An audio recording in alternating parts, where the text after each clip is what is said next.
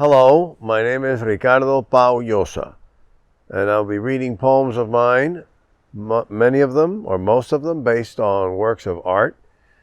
I am in Miami, Florida, where I live. First poem is titled Wedding, Port-au-Prince, after the painting by Wilson Bigaud. In the painting by Bigaud, a wall has dropped to let us watch the feast of drink and gossip. Strokes of guests bubble up the window as dancers scroll the horizon of the painted living room. The scene makes us hear the celebrant trot and gaggle and taste the scandent mounds of food. Next door, the groom and bride sit neatly on their bed and take refreshments from a gallant girl. In this deaf scene, touch unfurls the numb dress hung and the quilted spread. At center stage, the jilted turns her face to find a world within this broken place. Eva Tropical, or Tropical Eve, after the painting by Mario Carreño. We know Carreño dreamt the faceless nude, one breast exposed, the other draped in hand. Though her poise be angre, she made her stand outside the window with all of nature at her back. Our view's been left inside, framed by sill, making the pages of the scene incongruous.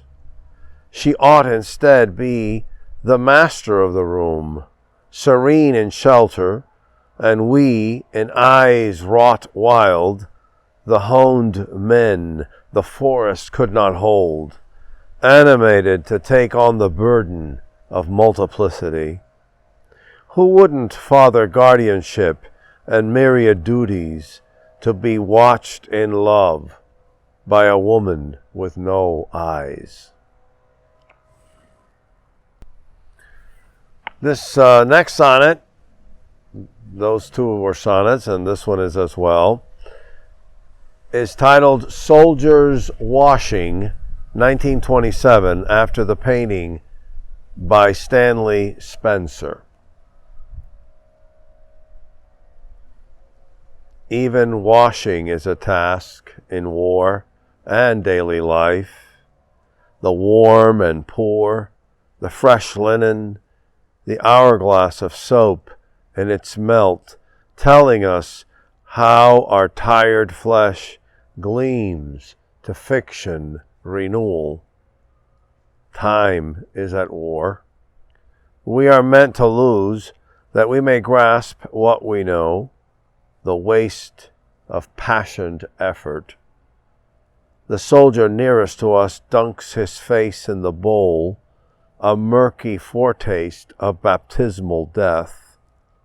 This halo we discover from which he'll surely rise, suspender cords rhyming the sink. Next to him another wrings the towel and turns his head toward Bellona, not incongruous, the patroness too of the trench of days and the hearth's duress. Bellona is the Roman goddess of war, apart from Mars, and one of the soldiers is washing his head. He's got all this shampoo, and it looks almost like one of those helmets that is often portrayed in depictions of Bellona. This next one is based on a wonderful painting by El Greco, the great Greek-born Spanish artist. The painting is called El Expolio, the disrobing of Christ, after Domenicos Theotokopoulos.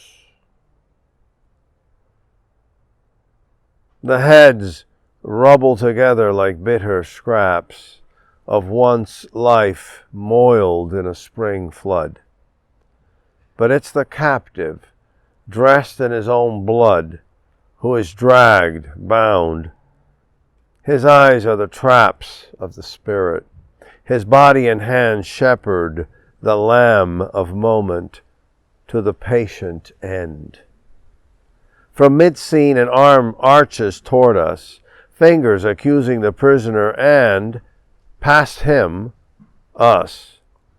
What damns the hostage is a mystery to the snarl of faces, churning the surface, but locked bleak within their private minuscules. Their growls and fists demand precious little, a chance to get a few paces from spectacle, some cloth. The convicted one alone knows the reason he's rejected. He is a foreigner, in land as in purpose, a mad king, a kindling cradle. A dark hunger brought him to this capital, to fall under suspicion for works the future holds virtuous and prophetic. The scene is flattened by a tide of heads, and the red robe reveals how a space chiseled into planes congeals the paradox of the martyr with that of the orphaned artist. How like an egg against the harsh straw, a coin in the vaulting earth, a whisper in the arena, they both must bring the world closer the more it riles and hates in the luxury of its brash ignorance. How moot light renders the present with its store of silence, blood, and absence. Artemis, the Greek goddess associated with the hunt, famous episode of her and Actaeon, who was a young hunter, a young man with his dogs out hunting in the woods, when he comes upon a scene of Artemis and her host of nymphs bathing in a stream or in a pool. And he, of course, is fascinated and starts looking very intently until he's caught. And Artemis, enraged at the insult, turns him into a stag, and then his dogs chase him, because that's what they do. They chase deer, and they rip him to shreds. So this is Artemis' view of Actaeon, and she is speaking. Had he lingered in his gaze, he might have stayed a man, for the luring would have blessed him, that dogged stare through leaves upon the sudden feast. Later, the story, to save him, has him the beast whose nature turned him, whose animals could not help him beyond themselves. No beauty brought him to the wilds with rancorous bow, the flight of prey crisping nostril and pupil, rousing the might of skill against nature's odds. Perhaps as a boy, almost still, fumbling with shaft and decoy, he strayed, suffused before pure beauty in a virile guise, and he recoiled in duty as a new man. This led him to renounce all harmonies and graces, lest they announce again the dread enchantment with one's own. I've seen them prowling in my verdant zone, strapping branches to their heads and backs, studying the frailest echo of lusted tracks, and burying themselves in the chore to kill, antler, tusk, and hide, which, in truth, fulfill the role of what they cannot undo in the mind. Who could otherwise neglect woman's kind in art, food, music, in the sway of cloud or the pages of a brook, even in the hound at rest, lustrous if impatient, even in gold? In nothing do they find the petal's damp fold or the harp's embrace, for a shadow of their sex has possessed and eclipsed any and all objects of desire, born as this must always be from aesthetic appetite, poorest, never free, the hunter lost in weapon and image hunts himself, despising what he cannot confront, abjuring the happiness of those caught up in the porcelain wine and silken plot, where woman and her art take their place as the goal and prayer of every chase. Lots of poets have written about Orpheus, the great proto-poet, if you will, who tries to rescue his wife from the bowels of the underworld. This is after a Byzantine carving of Orpheus. He strums his lyre in stone, in Greek, to hover on salvation's dome, and leave his classical womb behind. The animals in awe halo music's prince, as they never did with Noah, cramped in his dark duty, waiting to be free, to ignore the soldiers steadfast, and take the hills, the plains again, breed and kill each other, resume the melody of a bloody life, the only one they've been allowed to know. Orpheus tried to tame the common beast and the triple dog, the god of death and the dead girl. But he cannot leash the irate mob who, snubbed, detest loyalty and song. Who is he to grieve while we yearn? Who is he who undoes briefly death, but will not calm such hearts? The final reference, of course, to the mob of women who adore Orpheus and are very upset that he's still mulling over his relationship to Eurydice, and they stone him to death. Okay. This next poem is titled Anno Domini, Year of Our Lord, 452. It is in that year of the Common Era in which Attila the Hun and his armies descended on northern Italy and besieged and took the city of Aquileia, the second largest city in the peninsula after Rome, and destroyed it. The reference is to Stanley Spencer's painting of an aquarium in a backyard. It is not the fish, their fate inscribed in glass, nor the shrill of lights on scales that draw us to the aquarium in Stanley Spencer's Boat Builder's Yard, Cookham, 1936. Two goldfish cryptid, staring out next to a stone that cannot hide them. It's been left on the tiled patio before a brick garden wall, and desert succulents among rocks propped like polite rubble, coral and travertine chunks, anthologizing shells and detritus that annotate the gladly if unwisely forgotten. Beyond, like flotsam petals, boats mire the bank of a river, sure to hold its tongue through the coming war. Beasts, we are told, presage calamity, and so these fish might dream their dim parcel a palace. Legend has Attila, siege tired, reading victory in the sudden flight of storks from Aquileia. Its refugees would found Venice. The fish burn against the gravel gray like flares above a trench. All is alien to us in the tank, except that brethren ground. It is the bottom of the sea which makes it ours. This next poem is titled The Idea of Order at the Metropolitan Museum, and approaches the subject of online dating and meeting someone for the first time It also, of course, references the famous poem by Wallace Stevens, The Idea of Order at Key West, picking up a lot of those same motifs, the role of the artist and art in changing our common reality. And instead of the sea, what we have here is Johannes Vermeer's A Young Woman Asleep. That's the reference that they're both looking at.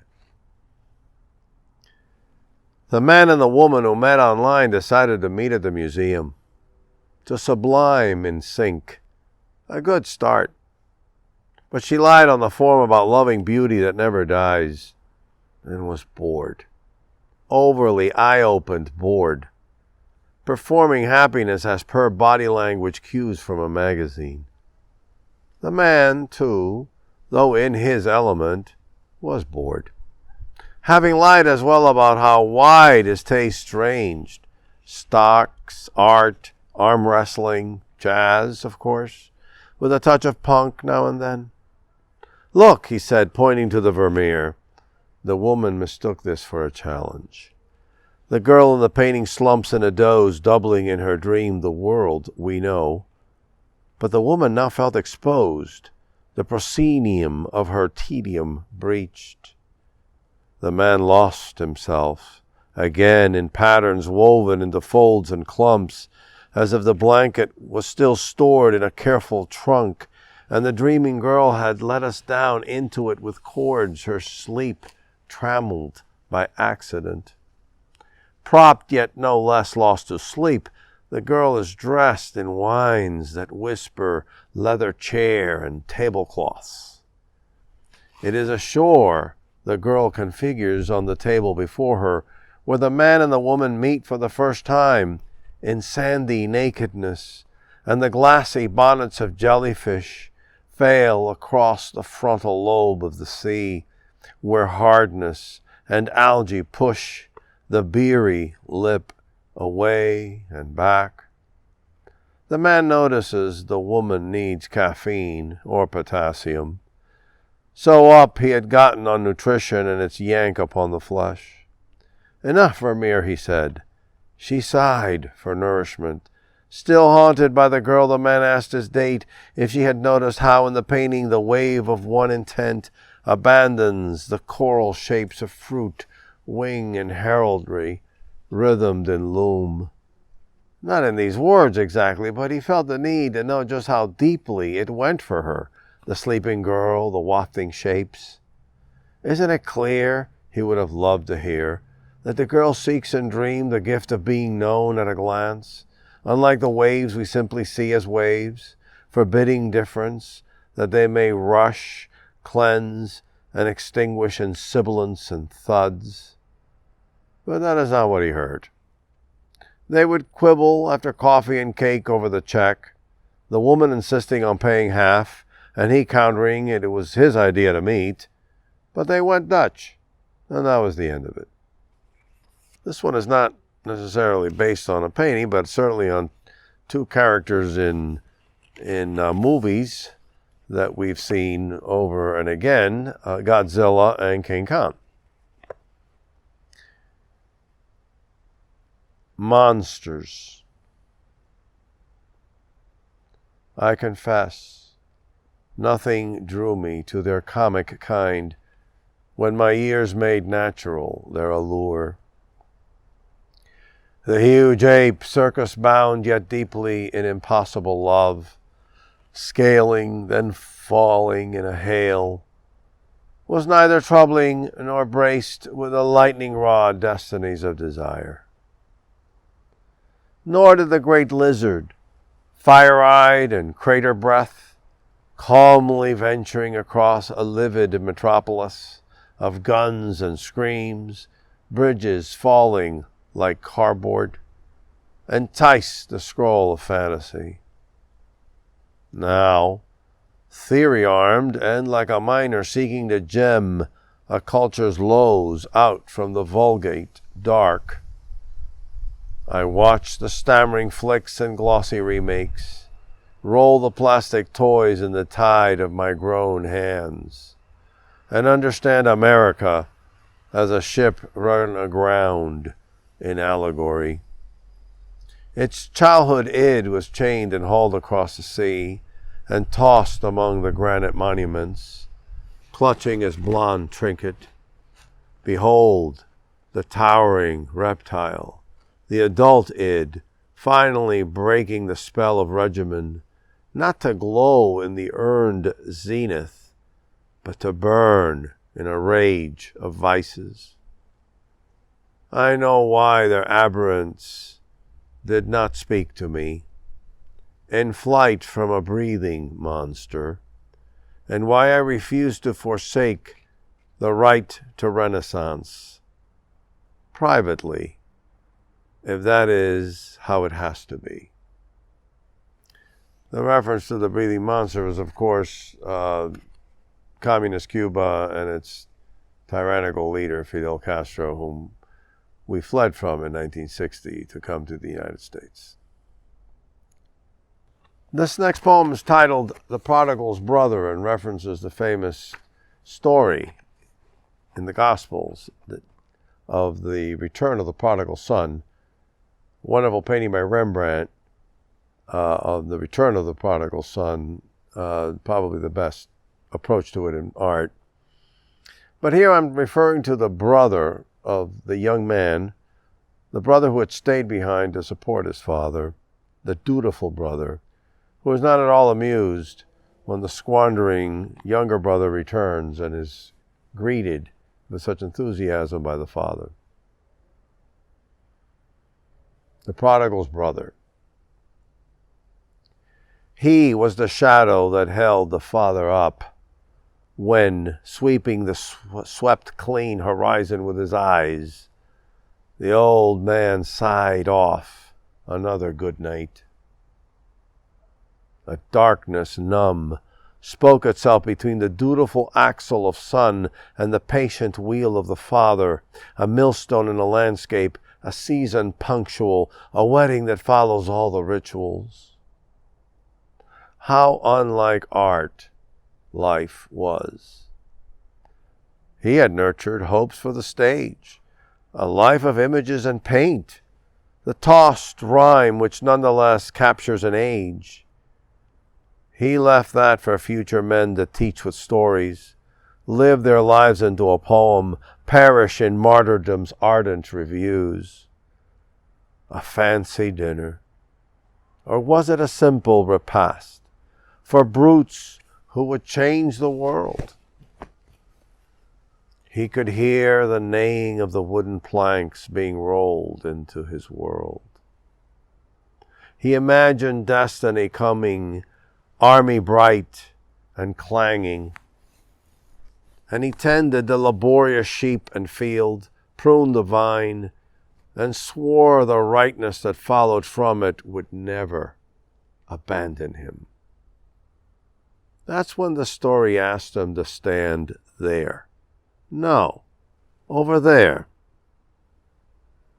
The young tattered, whose choices removed him from the nature of this fold, had returned. And the joy, as if defeat and mercy could, mating, undo what the broken had willingly become, struck his brow, thorned with injustice.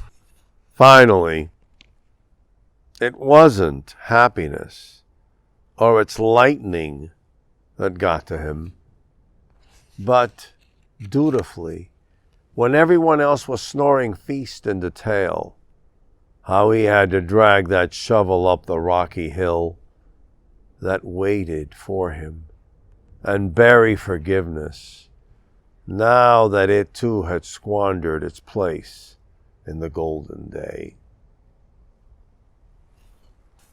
These are all from a book titled The Turning, which came out in 2018. And I'd like to read a couple of things from a previous book, Man, the one that came before it. It came out in 2014. Both of these are from Carnegie Mellon University Press. This book's titled Man, and it has a central character throughout, which is a secular man, the events of whose life intersect, coincide, reflect with different moments in the Hebrew or Christian scripture, in the Bible, in other words. This poem is entitled Gethsemane Man. Tuesday, 2 a.m. The man stops at a red light in the snore of suburb. No cars but his under the red stern, and he wonders if it might just be all right to run the light. For he's looked both ways twice now, and the cavern street crickets blindly. But law is law, and he clutches the wheel in the eternal, unfeeling stop when he sees a light coming on the left, slowly. And this justifies his waiting in obedience, sitting in invisible irons. He is ready for joy when the car slows 2 blocks away, then turns right. And the man is now slapped by empty hope, panged into judging himself the fool of measure. For truly there is no one else in sight, or so disposed to weigh night against night. This next poem is titled Transfiguration Man, referencing the episode in the Gospels of the Transfiguration of Christ on a mountain. To please a new girlfriend, the man climbed the horse, grabbed the reins, and kicked his heels into the animal to get him going. Kids and housewives took the younger steeds, but the man, being his first time and all, wanted an easy ride through the Rockies.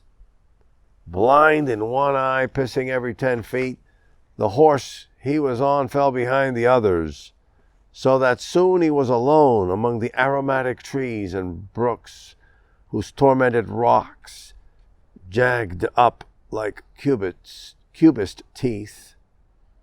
The trail guide had turned, seeing the man and his horse locked in their place, and hollered, "Don't worry, the old guy knows the way back."